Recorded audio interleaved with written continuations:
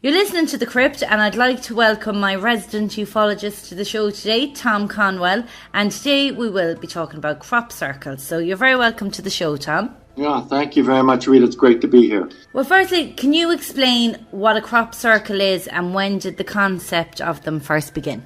Okay, well, first of all, a crop circle is basically just a small portion of a field of crops that's laid down flat, and it's usually recognized from above. Crop circles could appear in only 45 minutes. There was one instance where someone was on a flight, a small plane. It took off from an airport and flew over a field on the way out to their destination. Mm-hmm. They landed and did their business, got back in the plane and flew back.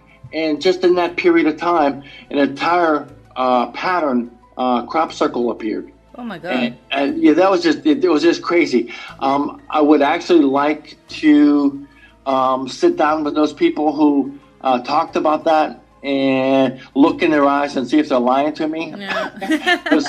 That's like, wow, man, that's a smoking gun if that really happened, you know? Yeah. But this particular crop circle that they saw was extremely complex and had lots of different and complex size relationships. In other words, various circles of varying sizes.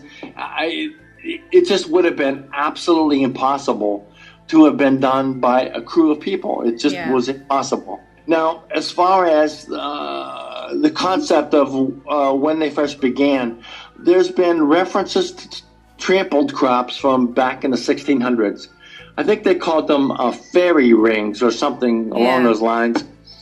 But in the mid-70s, there was a big uptick in occurrences, and there's been, on average, about one per week ever since, worldwide. And what's the story then with the places that they appear? Now, there's several things about this. Many of them, at least the ones that are of note, appeared on the English countryside. They're also found on ley lines. Now, what a ley line is a fault line in the earth, and these fault lines generate electrical disturbances that you can usually pattern from electromagnetic fields and things along these lines. Now, I still don't know how ancient civilizations found these and why a whole lot of the historical buildings, the historical settlements were put directly on these ley lines. I'm not sure how they knew. Maybe they stumbled on something that suggested a reason to build there. Maybe they used dowsing rods, but I'm not even sure if they had the technology to make a dowsing rod back 3,000, 5,000 years ago. I don't think that. So I'm struggling as to how they knew. But anyhow, these ley lines go through or near the center of major historic sites. And maybe there was some kind of power available there to them. Maybe there was an energy reason to build, a weather reason, maybe a psychological reason. But they had to have some good reason to have put these historical sites on ley lines. Also they put them on areas where ley lines happen to cross. And some of these, there's like a confluence of ley lines in the English countryside, and there were a whole lot of settlements there. Also, these circles have been found on every continent, and many of the locations for crop circles have high energy readings from or as a result of something within the earth right there. Don't know why they occur like that, but I'm going to talk about some of the reasons why, the various ways that they could be created, and maybe that will shed some light in that regard. Cool. Well, that is the big question. There's many theories on it. Some people say it's hoaxes, some people say it's aliens. Back in the 70s, there were two guys that came forth. Their names were Doug and Dave. They claimed that they were able to make a crop circle within a few hours and make them pretty interesting looking. and almost believable. Well, they were able to do this with a plank of wood and ropes attached to the plank. They'd hold the ropes in their hands and step down the plank, and it would, of course, crush the grass beneath them. And they would go in certain patterns and create these circles in the ground. Well, they're able to do that, and they're able to make some pretty interesting patterns. However, that doesn't account for all of them. And I'm going to mention how you can tell the difference between a hoax and a actual crop circle made by who knows what. Okay, but anyhow, they were able to do this. But some of the things, it was just impossible for them to have accomplished. The second theory is energy vortex. Now, the Earth has energies all over it. They're measurable. Even in ghost hunting, you can go out with your instruments and measure things that just don't make sense. You'll get signals on your K2 meter that don't make sense. It doesn't necessarily mean they're ghosts. Yeah. It just, there's all kinds of energies generated from and around the Earth. Now, ley lines, that's why ley lines were almost brought into this. In and around the ley lines, there are energy readings in the form of fields coming out from the Earth. And these energy readings remained with the crop circles. Let me repeat that. The energy readings remained with the crop circles. In other words, once they thought that an energy vortex was responsible for it, you could go into this crop circle, and within the crop circle, you would see large, strange energy readings. Now, when I talked about vortex before, an energy vortex, you can think along the lines of a tornado. Okay, a tornado has air that's spinning around in a very narrow portion. Well, there are energy vortexes also that create crop circles, and they create them just randomly out in the middle of crops. You'll see just a circle for just no reason. Yeah. And they appear all over the Earth. And it's thought that they appear because of either energies extending from the Earth or energies that are created in the air that are projecting themselves down toward the Earth, something along the lines of maybe a lightning strike, okay? But when you talk about a vortex, you can think that I have a hurricane or a tornado, and it creates a circle, okay? And number third theory, extraterrestrials are creating symbols, hidden communications that perhaps once understood will announce that we're ready for galactic communication. Okay, that's what's purported to be. Right. Maybe that's true, maybe not. But some of the circles that are created look like they have some reason for the circles being there, and not just random. Even though they don't make sense to us, they're almost like there's a pattern to this. There's a reason for that. It's not just purely mathematical, okay? Yeah. Now, taking that question and expanding it a little bit, before we get on to your next question, there's some things that will differentiate a crop circle from one made by a bunch of persons with planks and ropes. Number one, the stalks. Well, obviously when somebody crushes a stalk or flattens it, it gets bent at the ground. That's when you step on it. That's going to happen. But if it gets created by the Earth or maybe by an extraterrestrial, what actually happens is that the stalk itself gets heated internally by an energy source. It causes the water at a point up the stalk, not being bent at the ground, but up the stalk, maybe 4 to 12 inches. That's 10 to 30 centimeters above the ground to boil. Now, if you were to put maybe 120 degrees Celsius onto a stalk, eventually, some period of time, the water would boil. You would singe the stalk, and it would be obvious that something happens. What's actually occurring here is that this is almost instantaneous, that the stalks are boiling internally, but there's no damage to the outside. Because that's weird, isn't it? Almost, yeah. It's almost like a microwave. It boils it internally. it creates a huge amount of pressure from the steam, and usually this steam will escape at a point above where the stock will bend. The stock will stretch, then lie flat, and much the same thing seems to occur if you were to talk about an extraterrestrial doing this. So that's the first thing, okay? Yeah. You have to understand that the actual crop circle is different when you talk about energy or you talk about extraterrestrials versus man-made. Number two, when persons push the stalks down, they will mostly break or bend at the ground. They couldn't help but doing that. Yeah. You're putting all your weight down on top of actually pieces of grass, and they're just going to bend at the ground, and the plants will die. But bent stalks from internal heating, from large temperatures, maybe up to 1,500 degrees Celsius, at a point will have the stalks flop over, but they will continue to grow. They'll still be alive weeks later, but when you step on them, it'll mostly kill them.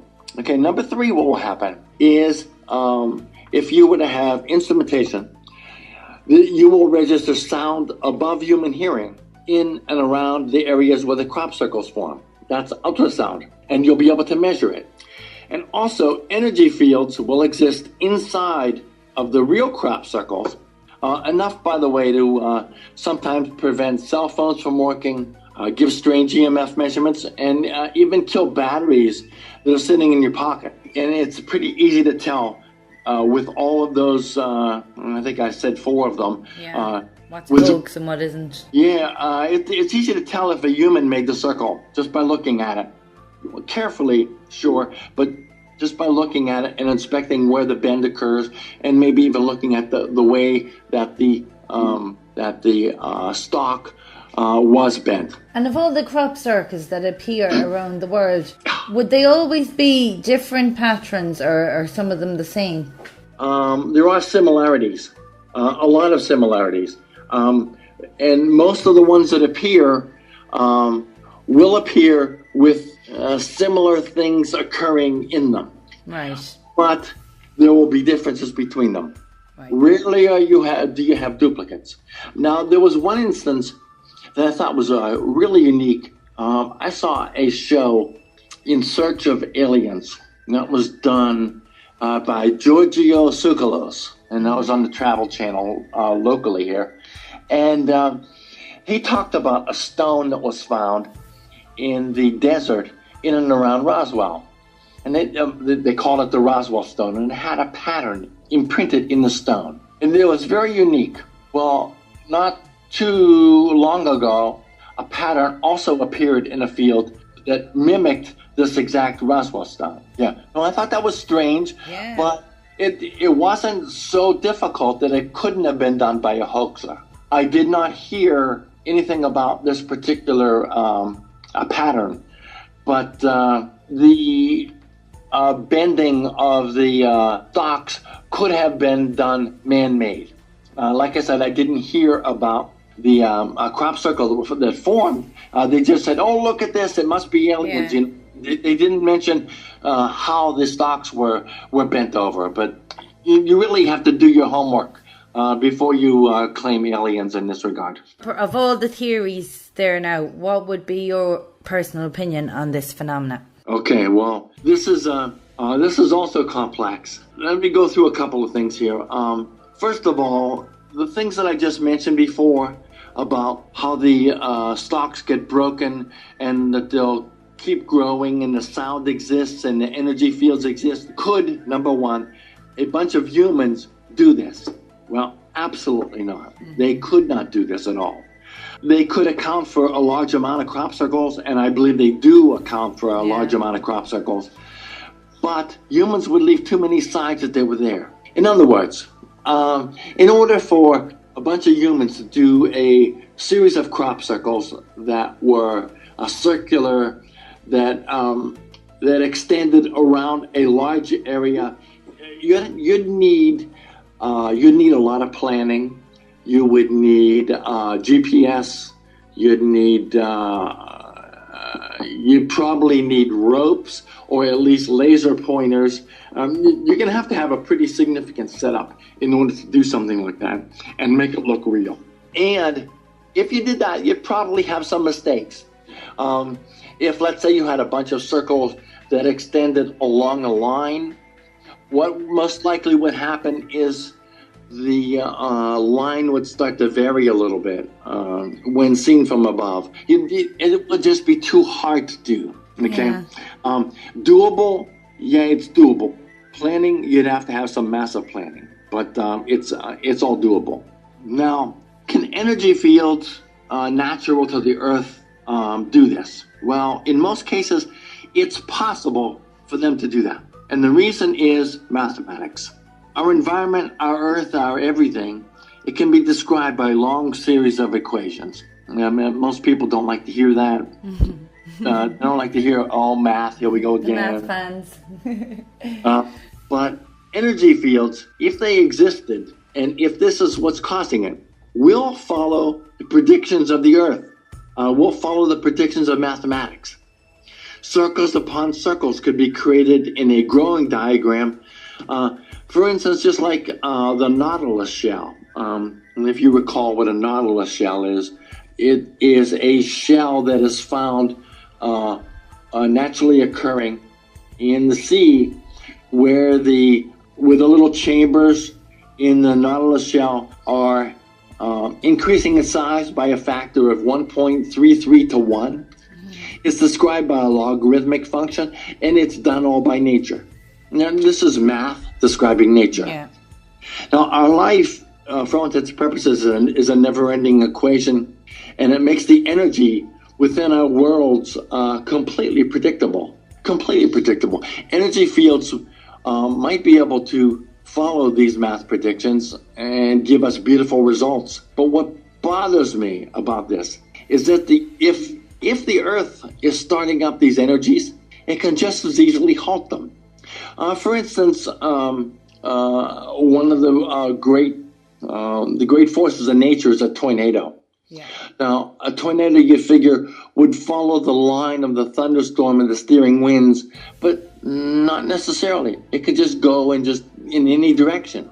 It can all of a sudden pick itself up and a hop 4 miles to the south.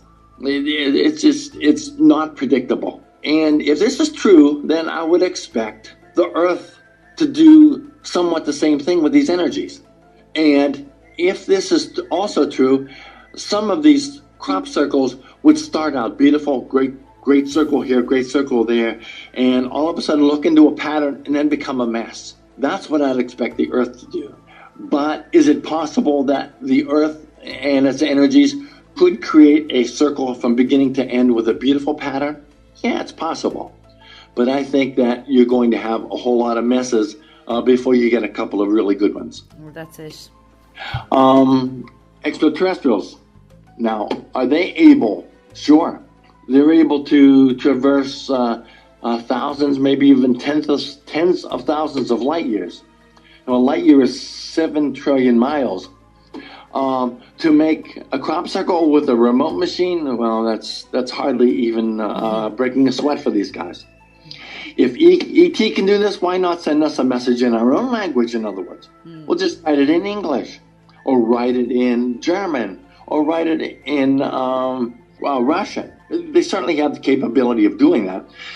But then again, maybe we aren't ready to hear what they actually have to say.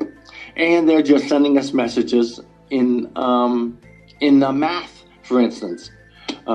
Circles that have mathematical relationships, and they're just trying to create a dialogue. I really don't know what's going on here. But the basic point of your question was that I think that every scenario that I talked about is at play. I think a large portion of crop circles are done by persons. I also think that smaller portions are done by Earth's energies, and maybe about the same done by extraterrestrials. It's all possible that there are various things at play, and that extraterrestrials are also involved in the mix. And I wonder, will we ever know the answer for sure? In my opinion, yeah. I think that something is being set up in order to create an eventual disclosure. I talked about it in multiple blogs that I did, but disclosure ultimately will be the governments of the earth telling the inhabitants that we have known about extraterrestrials for a long time, and it's been our opinion that you weren't ready for it. But here it is. They're here, have been here, and always will be here. Well, Tom, thanks so much for another fascinating interview, and I look forward to the next time you come on the show. No, absolutely. Keep me in mind for any particular ideas. You can run them by me, and I'm always willing.